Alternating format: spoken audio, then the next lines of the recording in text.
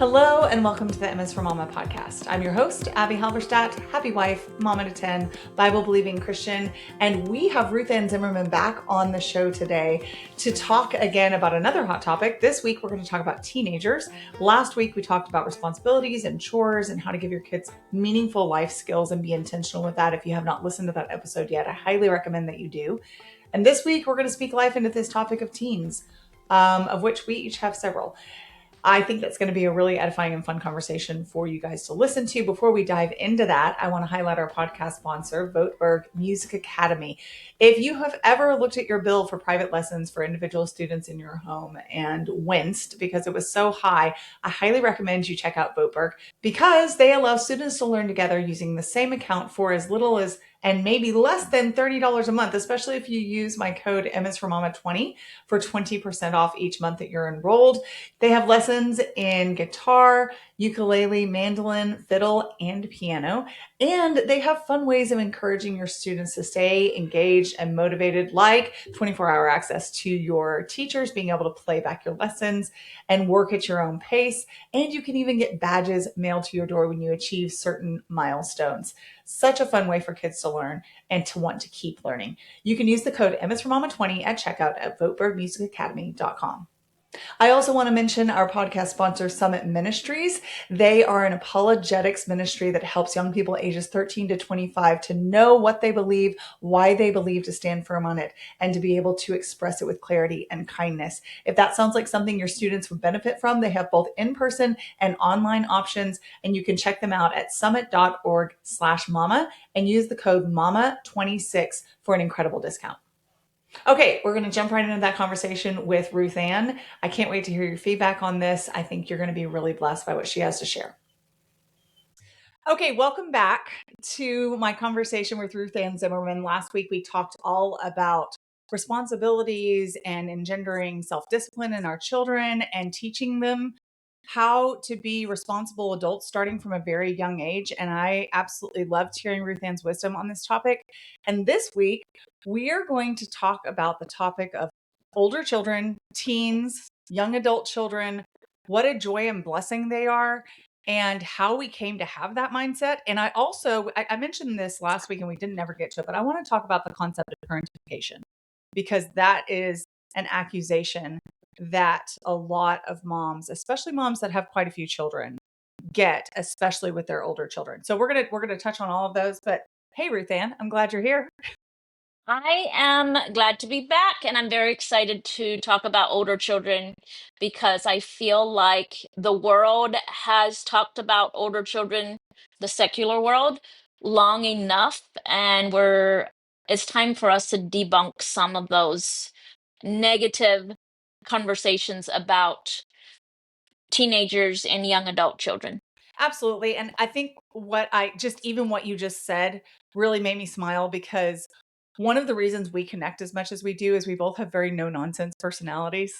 Like we're kind of like, no, we're not playing those games. We're not going along with that narrative. We're not mean about it, but it's just like, that's not true. That's not what God's word says. And I'm not going to pretend like it is true. So I love that you just said, hey, they've had a say, they've talked plenty. It's our turn as moms who have lots of older children. So I currently have 5 teens. How about you? I have 3 teens in the house, and then we have 2 adult daughters that Yeah. don't live at home anymore. Okay. And then my oldest will be 20 in a couple of months. So I'll have my first that's out of the teens. He's been graduated for 3 years. Um, and I think that I know that every single time I talk positively about teenagers specifically on social media, I get so many responses of people telling me that I am the only one. I'm not. I'm not the only one saying positive things about teens, but I'm the only one they follow that says good things. And I'm guessing you do too. I think I have a theory for why that is. So, Okay. in my experience as an influencer and, somebody that's been online, has an online presence, when our children become teenagers, mine anyway, they become a little camera shy. Hmm. And when I'm filming for YouTube or on Instagram, they are they're like, "Oh, mom, I don't want to, Right. I don't want to be in that video. And I respect that. And they Yep. become, and people right now on YouTube are, people are just weird. So they're saying that I favor Kendrick and Harrison, which is the babies of the family, Hmm. because I rarely show Maxwell anymore. And for years, it was the three little boys together. Well, what a lot of people don't realize is Maxwell is 2.5 years older than the two little boys, but he's the same size. With adoption, genetics are wild. So Yeah. he's the same size as the two little boys who are just 13 months apart in age. He's a teenager and he has started being a little camera shy. So I'm not showing him, right? Right. Because he Right. prefers that. And then, in the same sense, what happens is I'm not talking about the things he's going with because I'm taking my cue from him. He's not comfortable. And being a teenager is hard enough with your peers. And a lot of my children's peers have social media.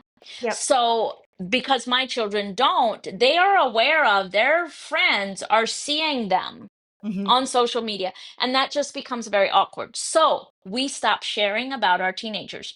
And this is when the little boys were little and they were having their issues. I often would share a clip and say, hey, this is how we're working through this. But my teenagers don't want that. So Right. what do we do as influencers? We stop talking about teenagers. And parents in general have become so accustomed to getting inspiration from the internet, and everybody becomes death silent about their teenagers. Mm. And I think the reason for that is my teenagers don't want me sharing their things, or what they're struggling with, or how I parent them. It becomes more of a private thing. And I think we're leaving a gap. We talk about the little people a lot. We talk about parenting little ones, but personally, I don't share a lot about my teenagers on social media, and it's not because I don't like them or I don't love the stage. It's just because I'm protecting their privacy from the world. I love that. You can actually hear some of my younger children in the background. I'm watching my mic with the green part on my mic light up as my little boys are coming upstairs to play. So it was like, it was so loud. Well, Mitchell is on our roof right now. He's working on our roof. So if you hear other noise, it's our 18-year-old working on our roof. Well, So, I haven't heard a thing come through. Yeah, I think okay. that is I think that that's a factor. I agree that there are things that I don't share because they talk about little people, little problems, big people, big problems. And that doesn't necessarily mean big problems like your child's doing drugs and alcohol. It could, I guess, but it doesn't necessarily mean that. It means that they're more complex and that there is more of a judgment factor. People are not as quick to have a really critical response to a 2-year-old that is having a tantrum, because developmentally 2-year-olds tend to have tantrums. That's just kind of what they do to some extent. And that's part of how they communicate. And we have to teach them to communicate better. And that's a fairly universal thing. I've had 10 2-year-olds, and not all of them have been tantrum throwers, but more of them have than not. So, and that's okay to say. And we can even say things like teenagers are going to tend to be moodier than toddlers. And people don't get too upset about that. But we would be unwise to be spilling the guts of every single issue that our children have to deal Well, with at it's any age, not. of course. Yes, and it's not conducive to building relationship with teenagers. And I think everything shifts when they become teenagers. And as parents, we sometimes struggle to make that shift from parent child, where and then suddenly they're requesting more of a adult to adult relationship where Mhm. you respect my, space. And for our teenagers, I want to be 100% relationship focused and not social media focused, or, YouTube focused, or any of that. And that's part of the reason I am quiet about my teenagers. I don't mind sharing, what works and what doesn't, but you're right. It's different when it's teenagers. Well, and even beyond sharing the details, I think a lot of the responses that I'm getting are less about details that I'm sharing and more about the fact that I'm speaking positively at all. Like, even not Yes. sharing anything specific that they've done. It's just, I say things like, I love teenagers. They're a blast. They're fun to spend time with. And people are like, why isn't anybody else saying this? And again, I don't actually think I'm the only one saying this. I hear you saying this. I hear Greta Eskridge saying this. I hear a lot of the moms with older kids. Ruth Jo Simon says this.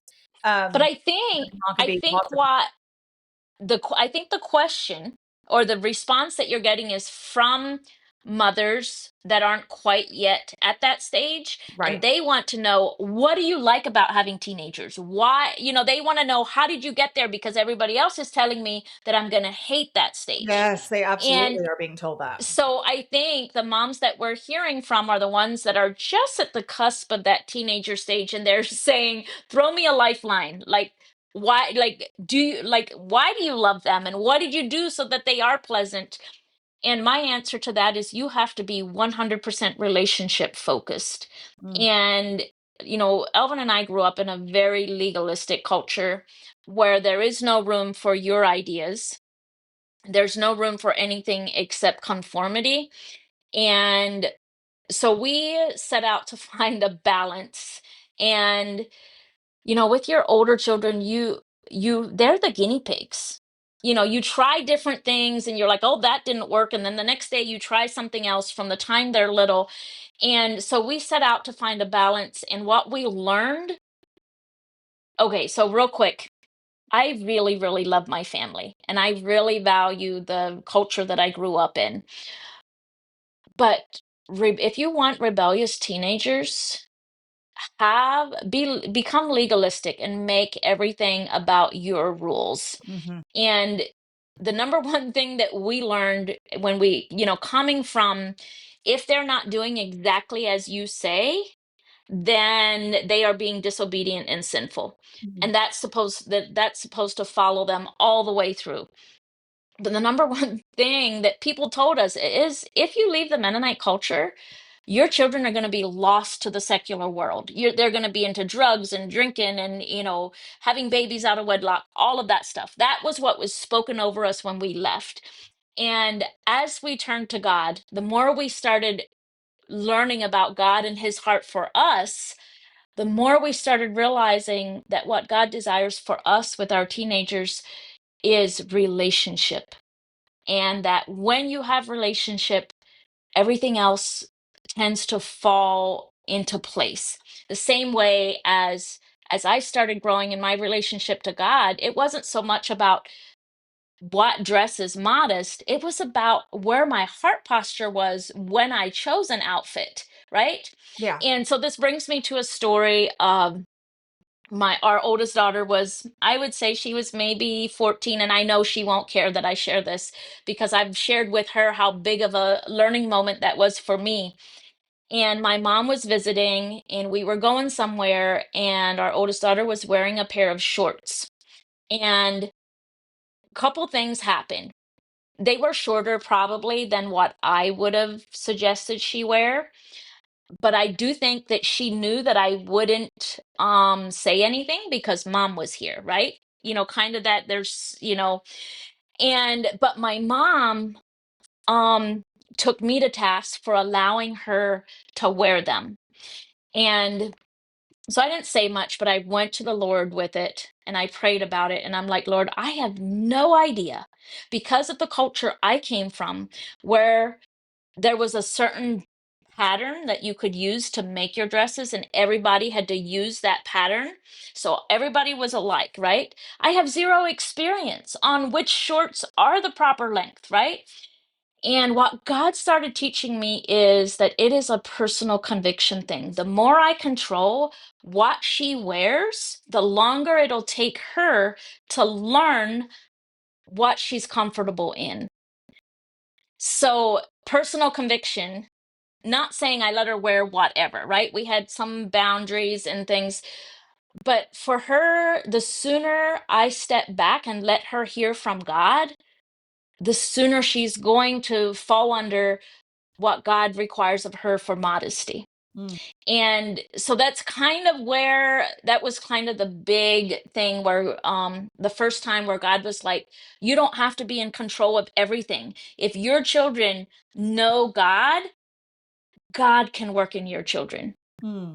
Yeah, that's so good. I talk about this a lot with this idea, and we talked about this in the last episode, but not growing weary of doing good, for in the proper time you will reap a harvest if you do not give up. And I think that especially young moms, but moms of any age can assume that that means that the harvest is in their children turning out the way that they want based on the effort that they put in. So we don't grow weary of doing good. Like, we put in all of this work in the elementary and the middle school and the early high, like the JV, and then the high school years. And then, we launch them into the world as these godly, perfect people because we did what God asked us to do.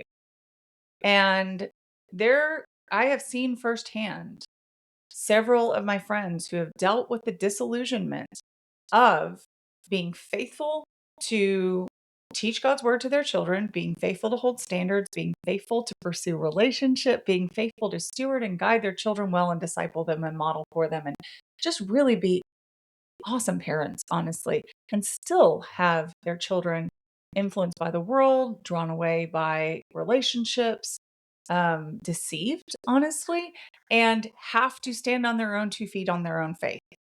And they're not done yet. Train up the child in the way he should go, and when he is old, he will not depart from it. Who knows what he's going to do when he's 25, Um, and they're having to recognize that that verse is talking about the harvest that comes in us, if nothing else. We don't grow weary of doing good because the Lord is working a harvest in us. I think the harvest happens in our children too, to varying I degrees. think I'm getting emotional hearing you talk about this because that was when we left the Mennonite culture. We had to choose between serving our community and our family, pleasing our parents, over choosing where we knew God was calling us. Mm. And it was the hardest thing we've ever done, but it broke me to pieces to know that to follow God's calling, I had to displease my parents. Mm.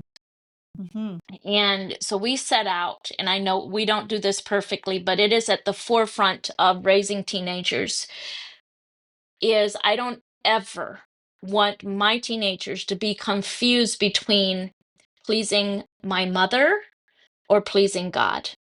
Like, I want to launch my children from an early age, start taking myself out of the picture Yeah. and saying, what do you feel God is calling you to do? What do you think the Bible says about this? Because I don't ever want my children to hear from God and then say, but my mom is not going to be happy. Oh, yeah. Yeah. That means that we have set ourselves up as a form of an idol for them, or that they view us more as their Holy Spirit than the actual Holy And Spirit. they need to, and it comes back to, even as something that to me was huge when we first left the Mennonites, and I've actually learned it's not that big of a deal, is modesty in my young girls. Now, our children go to a private school. They don't have a huge secular influence, so it may look different if they went to a public school or something like that. There may be more pressure to conform, but the thing that I was so scared of is actually not that big of a deal. It's only a big deal if I care more about what other people think about the way my girls are dressing than I care about helping them develop, what does God say about the way you should dress? How do you feel that God views what you're choosing to wear? And it's actually it has set me free a lot to know that I can trust God enough to work in my children's lives, and I don't have to be God in their life. I don't have to bring conviction all the time, that I can trust that God is going to bring the conviction in due time.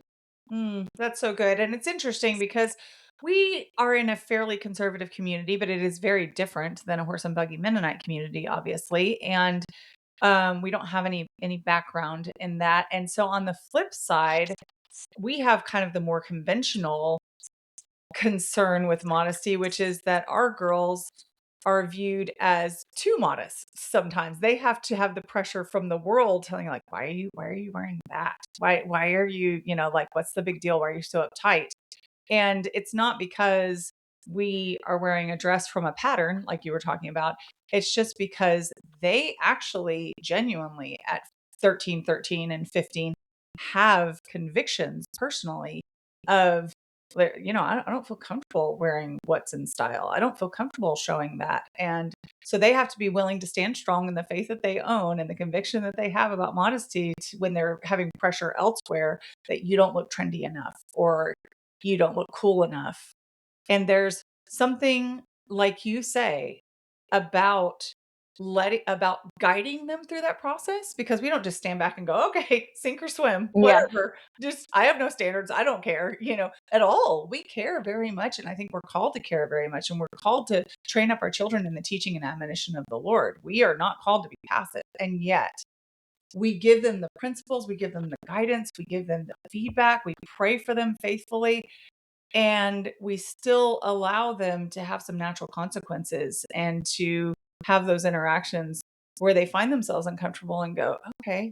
So, for example, my mom allowed me to wear a two-piece when I was a teenager, and I appreciated that she didn't flip out when I asked, because typically I was like super modest, or at least super modest for, what I was allowed to wear, shorts and t-shirts and things like that. Mine were typically longer, higher at the neck, things like that. But I wanted to try out this kind of tank top and boy shorts two-piece. And I chose on my own eventually to not wear that anymore because I just didn't feel comfortable in it. And I think we have to be careful. I will say this. I think we have to be careful not to convey that we're saying that our comfort levels equal what's right or wrong. Yes. Yes. But that was conviction. My discomfort in wearing that anymore, when I had wanted to fit in and my mom had said, you can try it. I mean, she would have said no to certain two pieces, certainly, but she said, you can try it. And I came to the conclusion on my own, trying it, that, you know what? I don't really enjoy the looks that I'm getting or how I feel, or not being able to bend over a certain way. I'd rather be comfortable. I'd rather be practical. And you can still be cute too, but that was conviction from the Lord. It wasn't just my being like, you know what? It doesn't bother me. So then it's not a sin, you know? Well, the lesson there is your mom had the wisdom to allow personal room for personal conviction. And that's the whole thing about raising teenagers. And sometimes it takes longer, and sometimes it Mhm. presses us outside of our comfort zone. And those are the times when I just really go to God and I'll say, okay, Lord, um I'm just starting to feel the pressure here, and I have to check myself, because is it because I'm afraid of what other people are going to think? And Right. that's kind of my default, because I've always assumed it's because of the culture I was raised in the closed community, where conformity is what makes you fit in, right? That's what creates acceptance. So I have to always be super careful to be like, am I getting uncomfortable simply because I think other people might be talking about this, or other people are thinking less of me as a parent Yeah. because of this? So it's always, when I start feeling like the Lord is taking too long, right, to bring conviction to a teenager, I have to, number one, check my spirit and make sure that it's not pride in me for how I'm viewed as a parent. Um, and I have to really check myself there, and I'll just ask the Lord. I'm like, Lord, if you need me to say something, I'm ready. I am ready. I've got the words at the tip of my tongue, and I'm only waiting for the okay from you. And there's been times where God has allowed me to say, hey, I think you need to really check what's going on here, Yeah. and I'll check back with you in a couple days when you've had time to pray about this, but I'm feeling uncomfortable.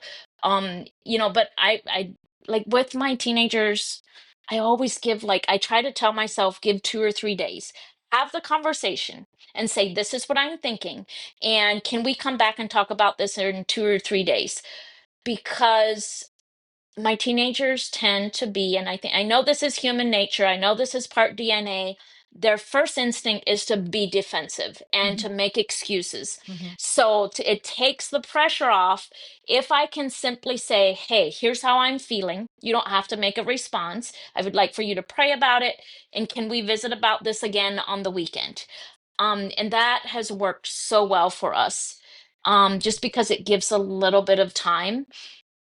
And it keeps And the lines of communication open, which I think is one of the yes, most key things with both loving and liking your teenagers is you have to be part of that relationally focused aspect of their growing up where you, oh my word, walk that tightrope of they're still in your home. You still have your boundaries. Like there was a particular thing one child wanted to do, and I just laughingly, but I meant it, was like, "You're welcome to when you don't live here. But because you live absolutely. here, it's not happening while you're here." And he laughed. He was like, "You got it, mom." Like of course, like this is you're allowed to have these rules. You're paying for the roof over my head, like you love me, you've invested in me. Sure, you can have that boundary still, even though a lot of people in the world would be like, "How dare you have that boundary? He's this age." Yes, yes, right. And But you're living under our roof. That does carry weight. yeah. And we tell our teenagers, this carries weight. Like this boundary, because you live under our roof, is because we're still raising your younger siblings, right? Mhm. Under Mhm. this roof. And for that reason, these are the boundaries for this roof. Yeah. We have a rule of very, very few sleepovers. We'll make exceptions for very practical instances, or like where it kind of can't be avoided because we're traveling or something like that, and there's a certain number of rooms or whatever. And then for family, I mean, if we're honest, when you have a family your size or my size, every night is every a night's a sleepover sleepover. because there's like three boys in one room. Yeah, yeah, 100%. But I know what you're 100%. saying. You're saying outside of the immediate family. Right. Yeah. And and so obviously that makes us pretty weird. Even among our homeschool Christian friends, like we are, it's not unheard of, but it's not common. And we've had one particular kid that really didn't love that rule. Um, and who has outgrown that rule because our standard is legal adulthood. You can make that decision, but up to legal adulthood, literally your birthday, it's exactly what you were saying. You have younger siblings in the house. They're going to say, if you make that exception for him, even if he's older, why can't I? And I'm okay. I'm actually fine with being, because he has shown the ability to handle it in certain situations. You haven't shown the character yet to have earned this privilege, and he has. And I am allowed as a parent to make that distinction. Also, he's older, he's this, he's that. But in this particular instance, because of the safety aspect involved in it, Hmm. we have Hmm. made that particular boundary, and other people can make a different boundary. That just works for our family. I'm not trying to lay down anybody like a law for anybody else. And it has helped so much to have that very specific, like, this is when the safety issue is not as big of a concern, and this is the switch, and you're not there yet. So the answer is still no, and We have the same guidelines when it comes to, phones or dating or sleepovers or all of those things. Is we don't have a set date. I mean, obviously 18 is something to keep in mind, but it is when we feel that you have shown that you can make spiritually sound decisions in this area, then we will know. Like, we can't say when you're 16 you're allowed to date, because we know that not all our children were developmentally at the same place yeah, at 16 years old. yeah, And then there, like with the dating, that too, who's the other party? yes, Like, that's going to play a big role in, yes, he can come over, or no, not yet. Like, so there is no magic age. It's all circumstance and where is the child in their development, in their decision making, in their identity in Christ, all of that. yeah. I think that is the way to go with most areas, because if you do the hard and fast, I have a friend who is 60. She has mostly adult children, but she had one at 48, so she still has a like a 12-year-old at home, and another that's a will be a high school senior. So she's got a couple kids at home, and one of them was scandalized because her older brother was allowed to date in high school, whereas generally the rule was that they were to wait till after high school to officially date. They might have somebody they liked who spent time with the family, but they weren't an official couple. And they allowed it for this one son because they saw his maturity, because they saw, and quite honestly, let's just be completely frank. There are certain things that we start out with as hard and fast rules with our first two while we're guinea pigging it up. And then we Yeah. and then we recognize that they're not as necessary for a different personality, or holding that hard and fast line hasn't served us well because it has sparked like rebellion, or maybe not rebellion, but like pushback. And we're like, oh, that's fair. I've reconsidered. So this mom is like dealing with a kid that's way down the line, and she has adult children with children of their own. And she said, yeah, you can date. And the younger daughter right below him was she's a very sweet personality. So I bet her version of scandalized was pretty calm, but she was like, Mom, that's not our rules. Well, guess what? Now there's a boy who likes her and she hasn't graduated yet, but she's very mature and she's very responsible. And so her parents were teasing her. They were like, so you want us to probably like wait till you're graduated, right? So that we stick to the rules. And she's like, maybe not, like, thank you so much that you take into account my maturity level and, take me into account as a human being. So I want to talk, we talked a lot about, I love this conversation is just organically flowing into all these areas of how we interact with our teens, how we set boundaries, how we determine like when to hold them and when to be looser and are prayerful and we want them to own their faith. But I think I think that actually does contribute to what I want to talk about next. But we've talked about how much we like teens. And there's a whole lot of parents who are just either on the cusp of having teenagers, like you mentioned, or they only have small children they can't even imagine. And they are literally being told, well, enjoy the sweetness while it lasts because it goes away completely. And there's a narrative that every teen will be rebellious. Every teen will be doing everything illicit they possibly can the moment that they get the opportunity to do so. Every teen will think that you're an idiot. Like that is what the media portrays, is that all teens think that every single adult is clueless and that they know better.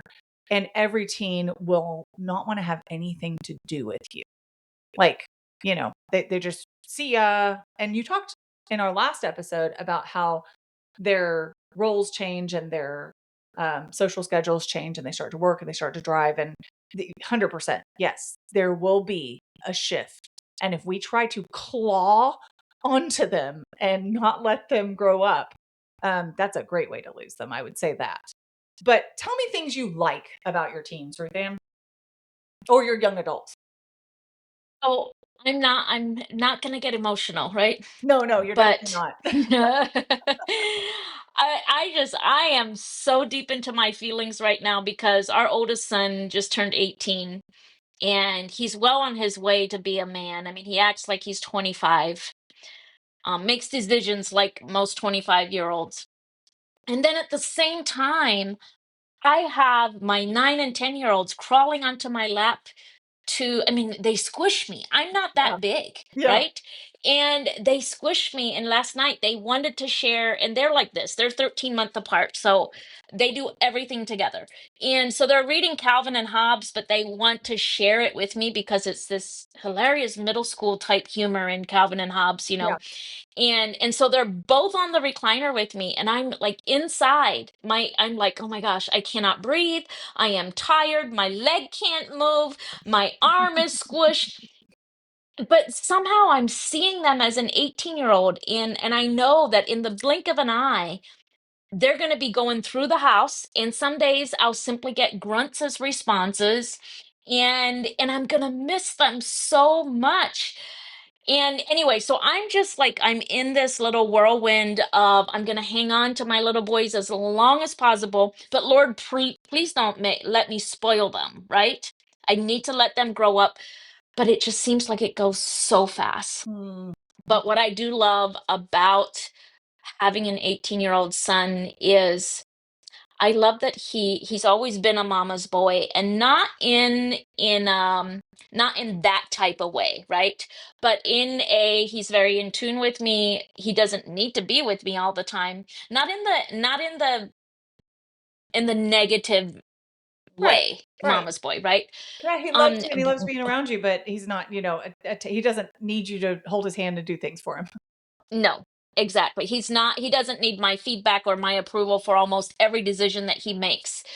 Um, but what I do love about it right now is so he has a girlfriend. He's been dating for about a year, and there's moms that are stuck in the purity culture that are backpedaling and saying, wait, she said he's 18, so he must have started dating at 17, Anyway, what I love right now is that he wants me to be interested in this relationship. Like he's saying, "Hey, look what I bought her for Valentine's Day. Do you Yeah. like this? Will you help me wrap this?"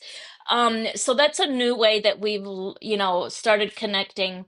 And I really love that we can have the conversations of what it's going to look like to be a godly husband. What are some of the challenges that, you see coming up, and I really like that when he needs an appointment made, absolutely he can call, but that he'll come to me and say, "Hey, will you make me an appointment for, whatever?" And so he's kind of at that stage where I'm happy to do things for him. Where with my little boys, I'm like, you pack your own lunch because you need the skill and you need the responsibility. Yeah. But because I can see our older son about ready to fly the coop, I am taking every opportunity I can to say, here, I made this for your lunch. Yeah. Because I know those times are so short. There's only a few of those times left. So I'm really enjoying that. And then for teenage daughters, this is my third teenage daughter. I absolutely love sharing passions and hobbies with them Mhm. and watching Pride and Prejudice, watching our Yes. favorite movies together, Yes.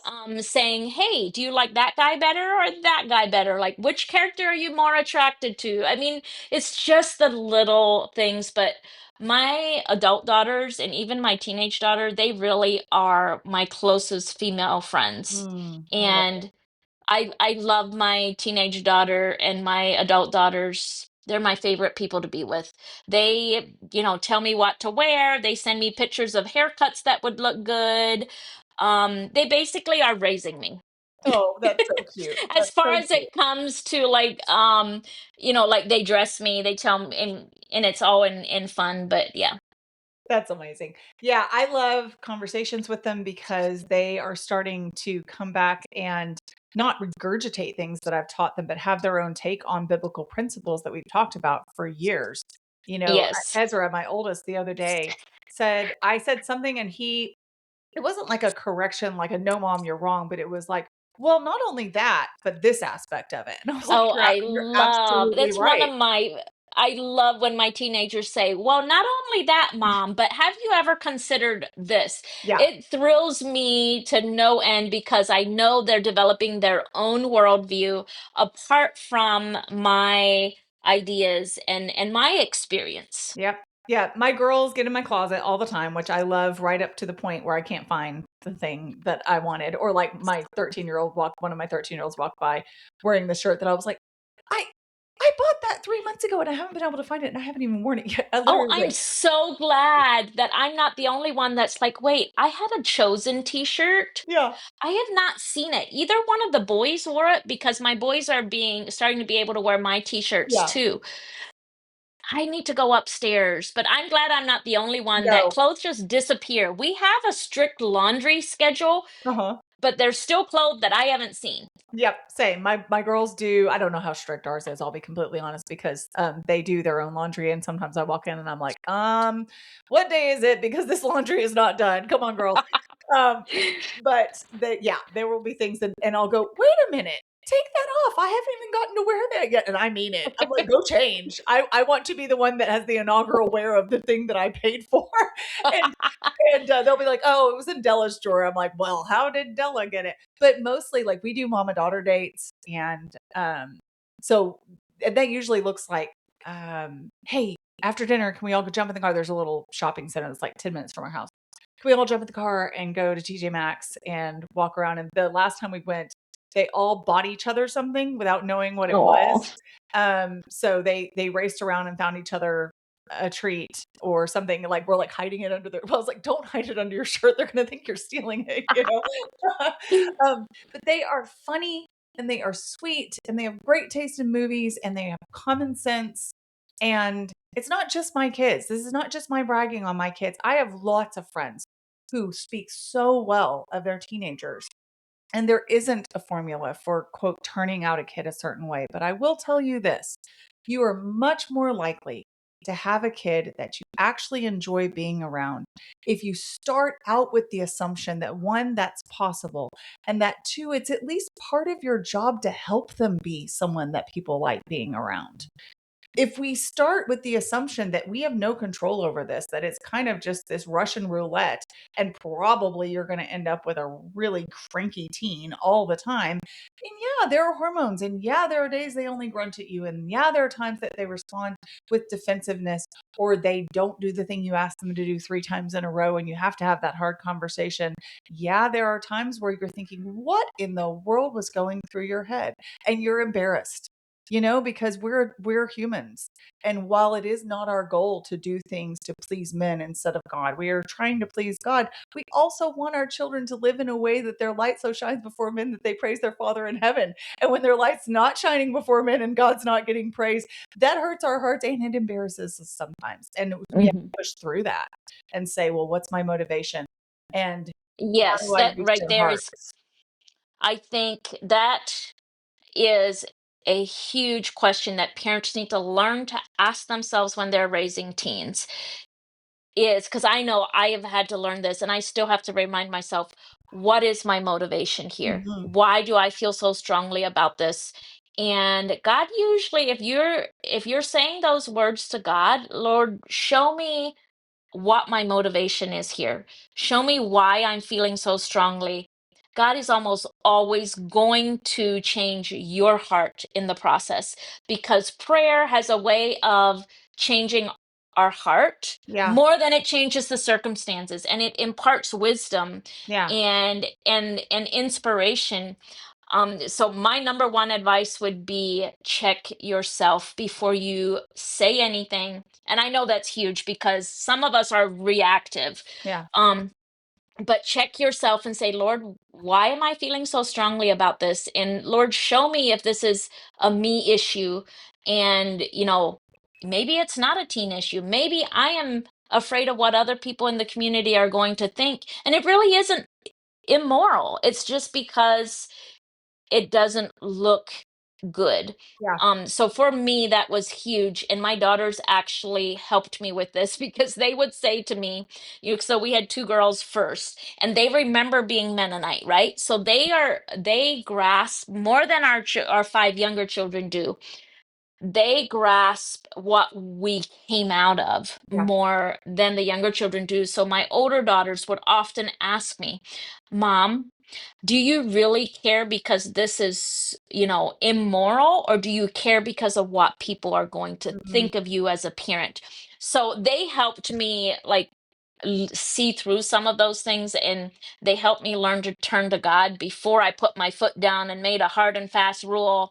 Um, so that was a deep, a long, it's an ongoing healing journey for me, is to allow my children to make mistakes in public, um and be uncomfortable, and not make it about my pride or what kind of parent I am, but to allow my children to walk through hard things so that God can get his will done in their lives. Because I think one of the mistakes that we make.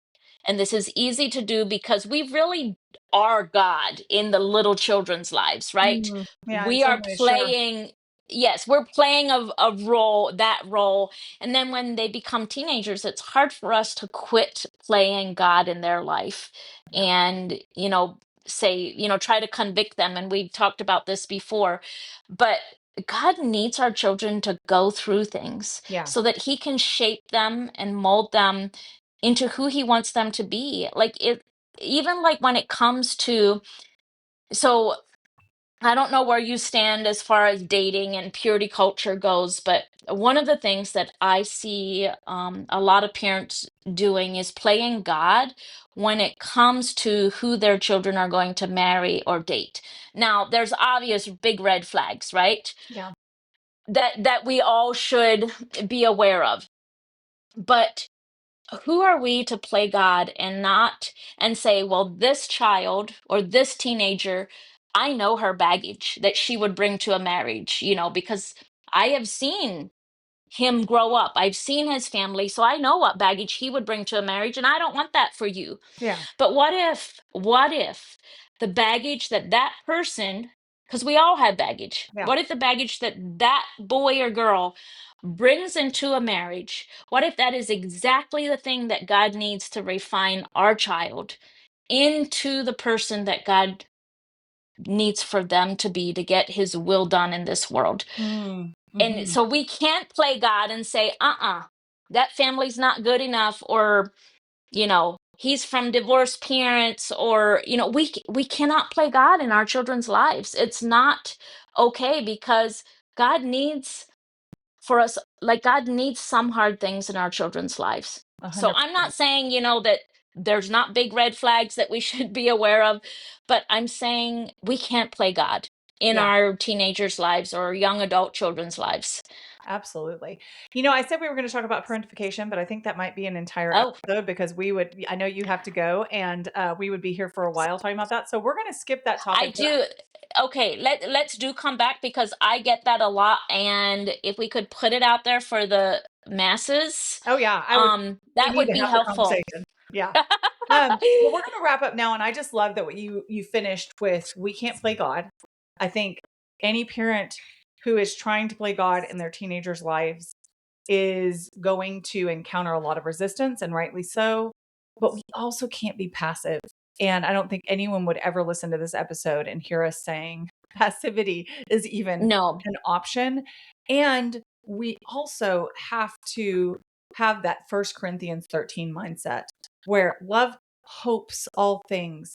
It is looking with positivity. It is overlooking sins. It's covering. It is this idea of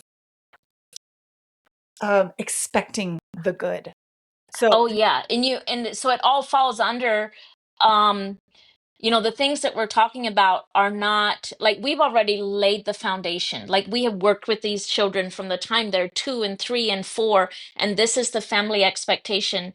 And I had this conversation with my sisters here recently, that when you do the hard work, and I can see this in your family so much, Abby, and it's such an inspiration to me, even though I'm, a couple years ahead of you as far as how old our children are. When you keep your nose to the grindstone, so to say, and you do the hard work and you stay intentional, you get to relax and enjoy your teenagers, because you have laid the foundation of God is in charge of their life. They answer to God more than they answer to me. There's that shift that begins to happen, and it gives you the freedom. And no, we're not passive. We've just done the hard work. So when you see us with our 16-year-olds and our 18-year-olds, and we're just having a good old time, and nobody's smoking or drinking or, sleeping around, it's not because we've been passive at yeah. all. We have done the work. And when you see us enjoying our teenagers, it's because the hard years are behind us. And we've now shifted where God is the authority in their life, and we've slowly directed them to God. And we now know that we are no longer the number one authority in their life. Yeah, that's it. That is it. That you've handed them over to the Lord. They were always the Lord's, but you've really just reached that stage where it's almost like teaching your kid to ride a bike. And you start out with your hand on the handlebars, directing everything. And then you move to where your hands are on the seat behind and they're holding the handlebars, and they don't realize that you're still having a pretty decent amount of control over, Influence. yeah, influence over whether they fall or not. And then you say, Lord, show me when to take my hand off. And it's not that you never have any influence anymore. I love that you were talking about how your Yes, daughters invest in your life and tell you what to wear and give you style tips and are your best friends. But I'm sure they also still come to you for wisdom because they know that you have walked with yeah. the Lord longer than they have. Well, and the thing is, like, you're still there for influence, even though they don't realize it. And here's the other beautiful thing, and we can't wrap up this session about teenagers without saying the happiest surprise ever that I have discovered in now that we have adult children. So you know how with your older children, when they were like 8 and 12 and whatever, you just feel like I'm in over my head. I've got all of these children to go, and Yeah. it's already so hard, and I don't know if I'm going to have enough Yeah. energy. And Yeah. Lord, you've got to come. You got to come back before I get, because I'm going to run out. Okay, so what happens? So we've done, like, you've kept your nose to the grindstone, you've been intentional, and you've made that smooth transition of power where you hand them over, and God's the number one authority, and they go and get married, and they start having babies, and they move away. And so we've made this mandatory family dinner, but I call it mandatory, but everybody shows up willingly on their own free will. And but what I've noticed happening is there's this little family culture where Elvin and I do not have to do near as much influencing and parenting with the younger Yes. boys Yes. because the older siblings and our daughters both married so well. And so we've created this little family culture, and the boat is going on its own. And Elvin and I just set it on the course. And sometimes we sit back and we're like, yeah, that's exactly what I would have said, but I didn't have to say it because the This son-in-law morning. said it, you know. Yes, this And morning, it is year-old did that. so to encourage people with large families that are at that stage where I'm never going to be able to keep up this pace. Mhm. You're going to get a break because if you do it well, you're creating a family culture that is going to take off, and you're not going to have to always be putting in 200% effort. Yeah. You are going to be able to sit back and say, "Oh, that bike's pedaling its own for now," you know. Yeah. And Yeah. that was a very happy surprise that I just am starting to fully realize in probably the last year or 2 years.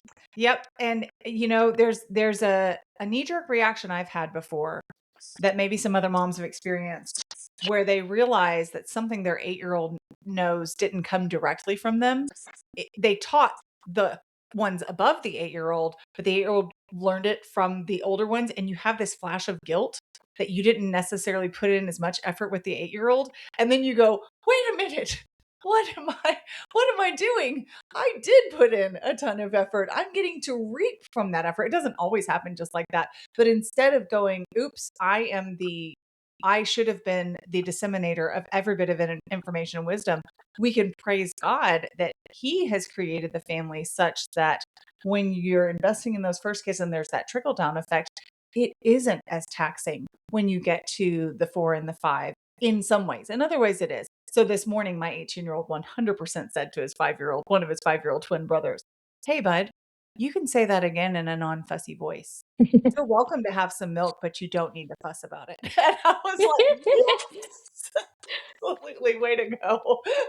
And that is where this is a beautiful segue into next episode that we do Yes, together yes, on parentification, because there's that beautiful balance of families. And I really, it's a whole episode in itself where you start, like, your 18-year-old, I mean, he knows things that most fathers don't know, right? it's true. Because he's been exposed to them. We cannot call parentification 100% negative. And I cannot wait to unpack that for you, the positive side of what the world sees as negative parentification. Yeah. So RuthAnn and I are going to get off this episode and we're going to look at our calendars and try to figure out when we can next talk Yeah. about that, because it took us like 6 months to get this episode recorded, or these 2 episodes recorded. But thank you so much, RuthAnn, for taking the time. And I'm glad we made it work, because these were such, like I said in the first time, that it's a productive conversation. I love productive conversations where it's not just, well, I think, and this, it's like, here is how this practically looks on a day-to-day basis in a real family, with real sinners being sanctified by the grace of Jesus, who are repenting daily and striving to keep going, because we know that He who began a good work in us will bring it to completion on the day of Christ Jesus. RuthAnn, thank you so much for being here. Thank you for sharing your wisdom, and I can't wait to talk to you again. Thank you, Abby. It was my pleasure. If you enjoyed the M's for Mama podcast, I would be so honored if you would subscribe and follow along, maybe share with friends, or even leave a review. And if you want more content on motherhood and biblical responses to cultural issues, be sure to follow along on Instagram at m.is.for.mama.